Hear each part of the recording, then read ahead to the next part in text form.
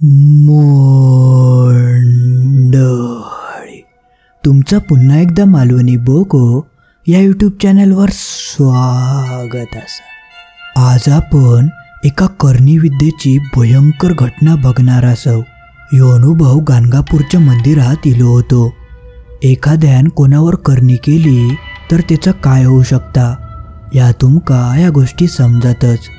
यो जो अनुभव असा तो संदीप चौधरी यांका इलो होतो। पण त्याआधी जर तुम्ही यूट्यूब चॅनलवर पहिल्यांदाच इला असाल तर या चॅनल सबस्क्राईब करूक मात्र विसरा नको।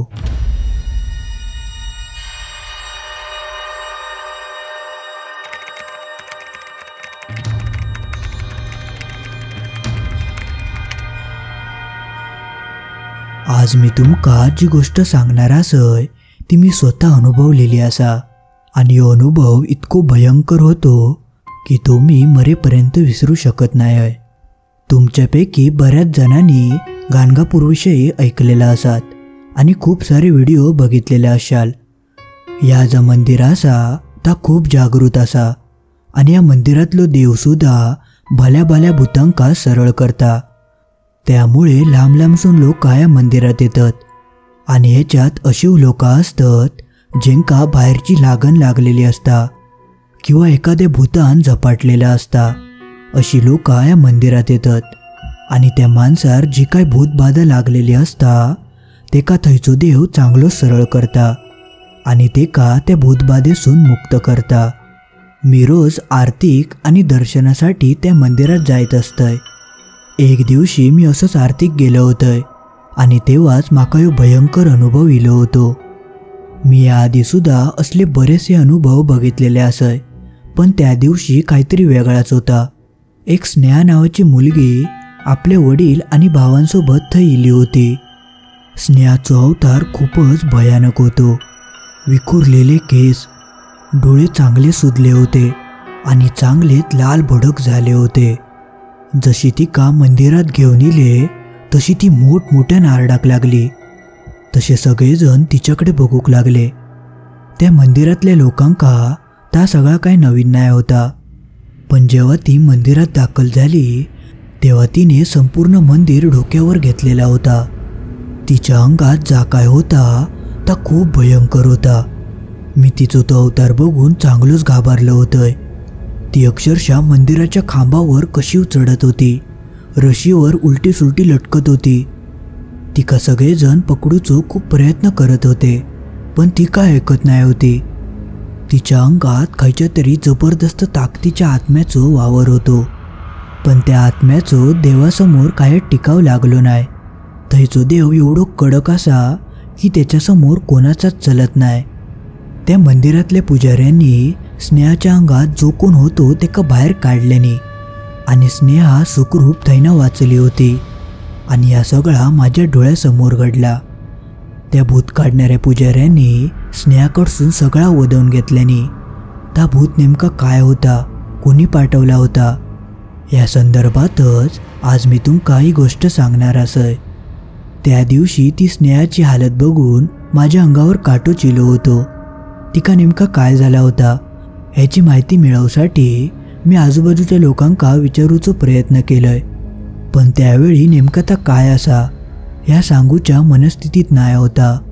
मी हे सगळं प्रकार लांबून बघितलं होतंय, त्यामुळे नेमका तय काय घडला ह्या माका माहिती नाही। पण 2 दिवसांत जेव्हा मी आरतीसाठी त्या मंदिरात इलय तेव्हा नेमके स्नेहाचे वडील विनायकराव त्याच मंदिरात इले होते। तरी तेव्हा संध्याकाळचे 7 वाजत इले होते। आरतीक जरासं उशीर होतो म्हणून मी त्यांच्या जवळ जाऊन स्नेहाच्या तब्येतीची चौकशी करूचा ठरवलंय आणि हळूहळू त्यांच्या जवळ गेलंय। त्यांच्या जवळ जाऊन त्यांना म्हणालंय, काका कशी आता तुमची मुलगी, तिची तब्येत आता ठीक आहे ना? नाही म्हणजे त्या दिवशी तिचं तो सगळं अवतार बघून जरा घाबरलेच होतंय, काहीतरी विचित्र वाटला माका, म्हणून म्हटलं चौकशी करूया। काय भूतबाधा किंवा झपाटण्याचा काय प्रकार होतो काय? तेव्हा माका तिच्या वडिलांनी थंय नेमका सगळा काय घडला तर सविस्तरमध्ये सांगितल्याने ते म्हणाले, होय होय आता ती बरी असा। माझ्या मुलीचं नाव स्नेहा, ती एकदम सरळ मुलगी होती हो। आपण भले आणि आपली कामा भली असं स्वभाव होतो तिचं. अहो, तिच्या मावशीच्या नवऱ्यान तिच्यावर करणी केलेली होती. ह्या इतकं वाईट काम करताना तिच्या मावशीक सुद्धा लाज वाटली नाही. आमची स्नेहा दिसाक सुंदर आणि शिक्षणसुद्धा चांगला घेतलेला. तिने पदवी मिळवलेली होती आणि आमच्या स्नेहाचा लग्नाचा वय जवळ येला होता आणि आम्ही तिच्यासाठी स्थळासुद्धा बघत होतो. तिच्या मावशीकसुद्धा एक मुलगी होती आणि तिच्यासुद्धा लग्नाचाच बघत होते. पण आमची मुलगी दिसाक एवढी सुंदर आणि पदवी मिळवलेली होती, त्यामुळे तिका समोरसून चांगली स्थळं येत होती. त्यामुळे स्नेहाक आपल्या मुलीपेक्षा एखादा चांगला स्थळ मिळत ह्या तुच्छ विचारान तिच्या मावशीन स्नेहाक त्रास देऊचो प्रयत्न सुरू केल्यान. ते दोघवले एका बंगाली जादू करणाऱ्या मांत्रिकाक जाऊन भेटले. बंगाली मांत्रिकांकडे असले भयंकर विद्या अवगत असतात, जे का आपण करणी म्हणतो.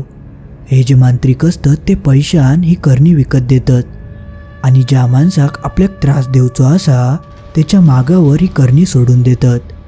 आणि त्यानंतर जा काय घडता ता खूप भयंकर असता. आणि तसा तिच्या मावशींसुद्धा केलेला होता. तिने पैसे देऊन ते बंगाली मांत्रिकाकडसून करणी विकत घेतलेली होती आणि आमच्या स्नेहाच्या मागावर सोडलेली होती. त्यामुळे स्नेहाची अवस्था तशी झाली होती. आणि याची सुरुवात त्या दिवशी झाली ज्या दिवशी स्नेहाच्या मावशीन स्नेहाक आपल्या घरी बोलवलेला होता. त्या मांत्रिकान बहुतेक तिका मंतरलेला लिंबू दिलेला होता. जेव्हा आमची स्नेहा मावशीच्या घराकडे गेली तेव्हा तिच्या मावशीन ताजा मंतरलेला लिंबू होता त्या लिंबाचो लिंबू सरबत तिका पिऊक दिल्यान. त्या सरबताची चव खूपच वेगळी होती. स्नेहान तो लिंबू सरबत पिल्यान इथपर्यंतच तिका आठवता. त्यानंतर तिच्यासोबत काय घडला ह्या काय तिका आठवत नाही होता. कदाचित त्या लिंबू सरबतासोबतच ती जी करणी होती ती तिच्यावर इली होती. स्नेहा जेव्हा बरी झाली तेव्हा तिका थोडाफार आठवूक लागला. तेव्हा आमका तिने सांगितल्यान की जेव्हा ती लिंबू सरबत पिऊन घराकडे येत होती तेव्हा ती स्कूटी घेऊन घराकडे येत होती. तेव्हा तिका असं वाटत होता की स्कूटी खूपच जड झालेली असा आणि कोणतरी तिच्या मागे बसला आणि जा मोठमोठ्यान श्वासोश्वास घेत होता. अक्षरशः तिच्या कानात गुरगुरण्याचा आवाज येत होतो. ता एक पिशाच्य होता, वाईट माणसाचो आत्मा होतो तो. या आमका जेव्हा तिका मंदिरात आणलं तेव्हा समजला. त्या मंदिराच्या पुजाऱ्यांनी तिच्याकडसून सगळा वदवून घेतल्याने तेव्हा आमका समजला की तो आत्मा तिच्या मागे बसलो होतो. त्या आत्म्यान सरळ तिच्या शरीरात प्रवेश केल्यान. करणी म्हणजे एक वाईट आत्मा असता. जे मांत्रिक असतात ते भरकटणारे आत्मा असतात त्यांका पकडतात आणि त्यांका आपल्या तालावर नाचवतात, त्यांची शक्ती वाढवतात आणि ह्याच आत्म्यांका एखाद्या माणसाच्या मागार पाठवतात, जे का करणे असं म्हणतात. ह्या आत्म्यान जसं स्नेहाच्या शरीरात प्रवेश केल्यान तशी नेहमी हळू चालवणारी स्नेहा अचानकच गाडी वेगान चालवूक लागली. तिचा संपूर्णच वागणा बदलून गेला होता. ती त्या दिवशी जेव्हा घराकडे येली तेव्हा मी घराच्याच बाहेर उभो होतोय. माका त्यावेळी जरा विचित्रच वाटला. तिने बेफाम वेगात गाडी घरात आणल्यान. मी याआधी तिका एवढ्या वेगान गाडी चालवताना बघूक नाही होतंय. त्यामुळे माझ्या मनात विचार चालू होते आणि तसा मी तिका विचारणार सुद्धा होतोय. पण त्या दिवशी ती कायत न बोलता तावातावात घरात निघान गेली आणि घरात जाऊन ती आईसोबत बोलाक लागली. पण तिचा आवाज नेहमीसारखो येत नाही होतो. तिचा आवाज एखाद्या माणसासारखो घोगरो येत होतो. आये, माका भूक लागली हा, माका कोंबडी वय्या. तिची ती सगळी वाक्य ऐकून आम्ही हादरानच गेलो. ती अशी मधीच काय वागूक लागली ताच आमका काय समजत नाही होता. ती एवढा बोलान सरळ किचनमध्ये धावत गेली आणि किचनमध्ये ठेवलेलो कुकर तिने उघडल्यान. कुकरात पुलाव भात केलेलो होतो. तो ती अद्याशासारखी खाऊक लागली, जन्माची भुकेली असल्यासारखी. तिचा तो वागणा बघून आम्ही दोघवले चांगलेच चक्रावून गेलो. हे जे मांत्रिक असतात ते त्या आत्म्यांका कधीच काय खाऊक देत नाही, त्यामुळे ते उपाशी असतात आणि जेव्हा त्यांका संधी भेटता तेव्हा ते असे अद्याशासारखे खाऊक लागतात. आणि त्यामुळे स्नेहा ता सगळा कृत्य करत होती. पण तेव्हा मात्र आमका याबद्दल कायच माहिती नाही होती. म्हणून आम्ही सगळेजण चांगलेच घाबरलो होतो. तिचे डोळे बघता बघता लाल भडक झाले होते आणि ती बेसुऱ्या आवाजात मोठमोठ्यानं ओरडाक लागली होती. ती मधीच मोठमोठ्यानं किंचाळायची. तिच्या त्या गडबड गोंधळामुळे आजूबाजूची लोक नेमका काय झाला तर बघू केली होती. त्या लोकांवर सुद्धा अक्षरशः भांडी फेकून ती मारूक लागली आणि तिंका थैना पळवूक लागली. तिचा त्या वागणा खूपच विचित्र आणि आक्रमक झाला होता. ती प्रत्येकाकडे रागान बघायची. तिच्या नजरेत नजर मिळवूक सुद्धा आम्ही घाबराक लागलो होतो. तिका कोणच आवरू शकत नाही होता. आमका वाटला की तिका वेडबीड लागला असात किंवा काहीतरी मानसिक त्रास झालो असात. म्हणून आम्ही डॉक्टरांका सुद्धा बोलावून घेतलं. डॉक्टरांनी इल्या इल्या तिका झोपेचं इंजेक्शन दिल्याने, पण तरीसुद्धा तिची लक्षणं काय बरी वाटत नाही होती. झोपेचं इंजेक्शन देऊन सुद्धा तिच्यात कायच फरक पडत नाही होतो. डॉक्टरसुद्धा भारावून गेले होते आणि शेवटी डॉक्टरांनी सुद्धा आपले हात वरती केल्याने आता आमका काय करूचा ताच काय सुधरत नाही होता. दिवसेंदिवस तिची तब्येतसुद्धा खालावत चालली होती. ती धड काय खायत नाही होती, धड काय बोलत नाही होती. मग शेवटी कोणीतरी आमका येऊन सांगितल्यान की गाणगापुराच्या मंदिरात एका घेऊन जावा.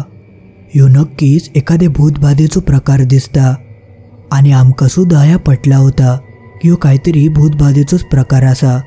म्हणून आम्ही अजिबात वेळ न घालवता स्नेहाक गाणगापुराच्या मंदिरात घेऊन इलो. जसो तिने मंदिरात पाऊल ठेवल्यान तसो तिच्यातलो आत्मा खवळलो. तेका समजला होता की आपलो आता शेवट इलो असा. त्यामुळे त्या दिवशी तो सगळो प्रकार घडलो. मग आम्ही तिका एका पुजाऱ्याकडे घेऊन गेलो. त्या पुजाऱ्यान तिका समोर बसवल्यान आणि एका भांड्यात तिचे एक लिंबा ओतल्यान आणि त्या लिंबावर ना स्नेहाचे दोनवले हात पकडून गोल गोल फिरवूक लागले. तशी स्नेहा अजूनच मोठमोठ्या नारडाक लागली. मग पटकन त्या पुजाऱ्यान स्नेहाक त्याच्यातला एक लिंबू उचलून देऊक सांगितल्यान, पण स्नेहा काय लिंबू उचलूक तयार नाही होती. तसा त्या पुजाऱ्यांनी कसलो तरी मंत्र म्हटल्यानी आणि एक विभूती तिच्या अंगावर फुकल्यानी तसं स्नेहान त्या भांड्यातलो एक लिंबू उचलून त्यांच्या हातात दिल्यान. तसा लगेचच त्या पुजाऱ्यांनी तो लिंबू उभो कापल्यानी तसा त्या लिंबासून लाल पाणी येऊक लागला. आणि मग बघता बघता त्या पुजाऱ्यांनी देवाच्या मदतीन तो नेमको खंयचो आत्मो आसा, त्याचं नाव काय, तो हिच्या मागावर कसो इलो, कोणी पाठवलो, या सगळा वदवून घेतल्यानी. आणि तेव्हा आमका समजला की ह्यो आत्मा तिच्या मावशीन करणी करून हिच्या मागावर पाठवलेलो होतो. आणि जेव्हा या सगळा समजला तेव्हा तो आत्मा अक्षरशः रडाक लागलो, आपल्या जीवाची भीक मागूक लागलो. तेव्हा त्या पुजाऱ्यांनी माका विचारल्यानी की ह्याचा आता काय करूचा, एका कायमचा नष्ट करूचा की जेनी या आत्म्याक एका हय पाठवल्यानी त्याच्याकडेच उलटं पाठवचा. मग मी तेंका म्हणालोय जिने पाठवल्यानी हा त्याच्याच मानकुटीर बसांदे. मग त्या पुजाऱ्यान त्या आत्म्याक चांगली तंबी दिल्यान आणि ते तेका म्हणाले, तुका जर तुझो जीव प्यारो असात, तुका जर हेना वाचाचा असात तर तुका जिने हिच्या मागावर पाठवलेला असा त्याच्या मानकुटीर बसाचा लागतला. आणि जसो त्रास तू हिका दिलं तसो त्रास तुका तेका देवचो लागतलो. त्या आत्म्याकडे सुद्धा काय पर्याय नाही होतो. तेका जीव वाचवण्यासाठी हा सगळा करूचाच लागला. मग शेवटी त्या पुजाऱ्यांनी स्नेहाच्या अंगासून तो आत्मा बाहेर काढल्याने आणि तेका ज्या माणसान हय पाठवलेला होता त्याच माणसाच्या मानकुटीर बसाक सांगितल्याने आणि त्याप्रमाणे तो आत्मसुद्धा ज्या जागेवरनं येलो होतो त्या जागेवर निघान गेलो. आणि आमची स्नेहा या मोठ्या संकटातून सुखरूप वाचली होती. गाणगापूरच्या देवान आमचा कल्याण केलेला होता आणि माझ्या मुलीवरचा संकट तिने कायमचा घालवलेला होता. आणि ज्या पापी लोकांनी या सगळा कृत्य केल्याने तेंका मात्र चांगलीच अद्दल घडली होती. ता भूत होता तर त्यांच्याच मानगुटीवर जाऊन बसला आणि तेंका चांगलीच अद्दल घडली. मावशीच्या मुलीक चांगलाच वेळ लागला. त्या आत्म्यान तिका पकडल्यान आणि तिच्या आयुष्याची राख रांगोळी झाली.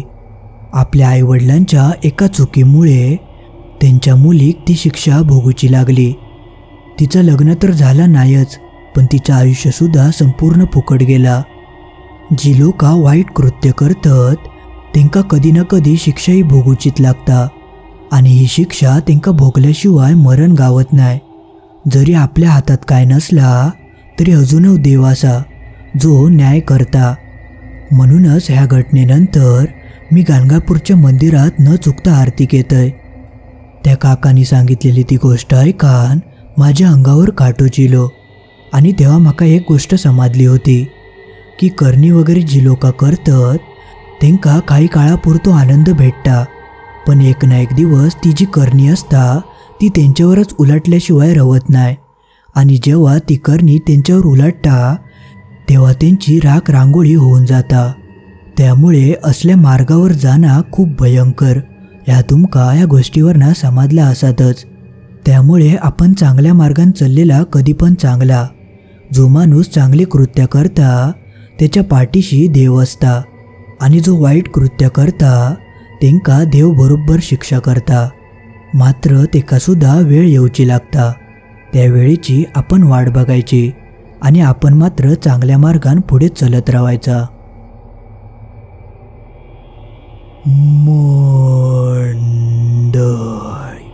आज पुरता एवढाच. तुमका ही गोष्ट कशी वाटली त्या कमेंटमध्ये नक्की कळवा. आणि तुमका जरी गोष्ट आवडली असात तर लाईक करूक मात्र विसरा नको. जी लोका आवर्जून लाईक करतात त्यांका खूप खूप धन्यवाद. तुम्ही दिलेल्या एका लाईकमुळे असेच भारी भारी गोष्ट बनवचा प्रोत्साहन मिळता. आणि मित्रांनो, तुम्ही जर अजून अवया चॅनल सबस्क्राईब करूक नशाल तर सबस्क्राईब करून टाका. तुमका असेच भारी भारी गोष्टी ऐकूक मिळतले. चला तर मग लवकरच भेटाया अशीच एक भयानक गोष्ट घेऊन शुक्रवारी ठीक रात्री 10:30 वाजता.